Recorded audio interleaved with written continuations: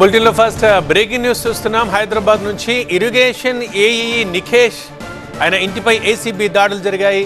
హైదరాబాద్తో పాటు ఏకకాలంలో మరో 20 చోట్ల సోదాలు చేస్తున్నారు. నిఖేష్ బంధువుల ఇళ్లలో కూడా అధికారుల తనిఖీలు కొనసాగుతున్నాయి.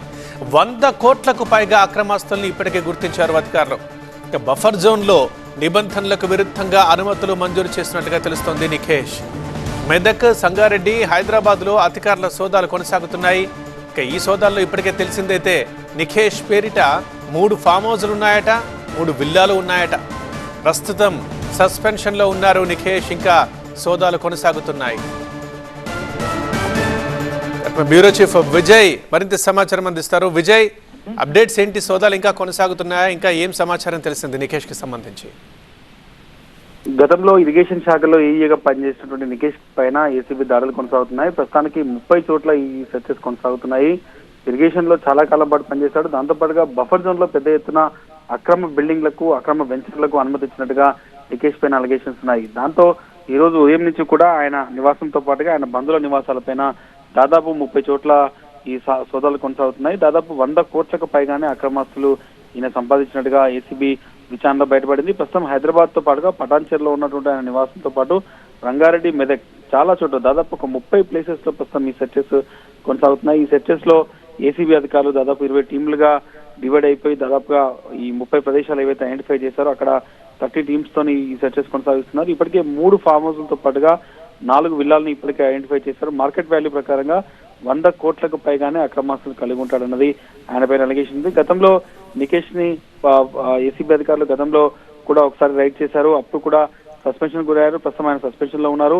హైడ్రాకి సంబంధించి అనుమతుల విషయంలో ఏదైతే ఈ బఫర్ జోన్ కింద ఉన్నటువంటి బిల్డింగ్లకు ఏదైతే అనుమతి ఇచ్చాడో దాంట్లో కూడా హైడ్రా ఫిర్యాదు మేరకు ఇతని పైన సైబరాబాద్ ఈఓడబ్ల్యూలో కూడా కేసు నమోదైంది. ఈ కేసులో ఆయన యాంటిసిపేటరీ బెయిల్ కూడా తెచ్చుకున్నారు. ఆదాయానికి మించిన ఆస్తులు గత ప్రభుత్వంలో అనేక పెద్ద ఎత్తున హైడ్రాకి సంబంధించిన ఏదైతే బఫర్ జోన్ కిందకి వస్తాయో అక్కడ పెద్ద ఎత్తున ఈ బిల్డింగ్ లో అనుమతి ఇచ్చినట్టుగా కూడా నిఖేష్ పైన అలిగేషన్స్ ఉన్నాయి. వాటి నేపథ్యంలోనే ఉదయం నుంచి కూడా సెర్చెస్ కొనసాగుతున్నాయి. రాత్రి వరకు ఈ సెర్చెస్ కొనసాగే అవకాశం కనిపిస్తుంది. అక్రమాస్తుల విలువ 100 కోట్లకు పైగా ఉండే అవకాశం అయితే కనిపిస్తుంది. రైట్ విజయ్.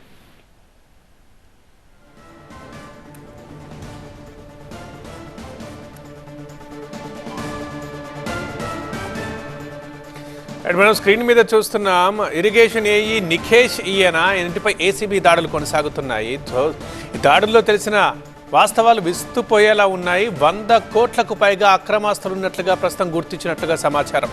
అందుకే ఏకకాలంలో 20 చోట్ల సోదాలు కొనసాగుతున్నాయి. బంధువుల ఇల్లు మొత్తం కలుపుకొని దాదాపు 30 చోట్లకు పైగా సోదాలు చేస్తున్నారు.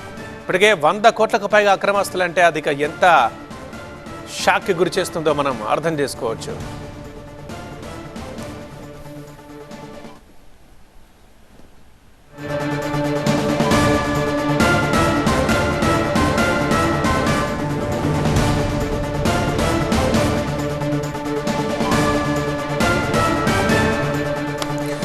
ఇరిగేషన్ ఏఈ నిఖేష్ ఇంటిపై ఏసీబీ సోదాలు కొనసాగుతున్నాయి. హైదరాబాద్తో పాటు దాదాపు 30 చోట్ల సోదాలు కొనసాగుతున్నాయి.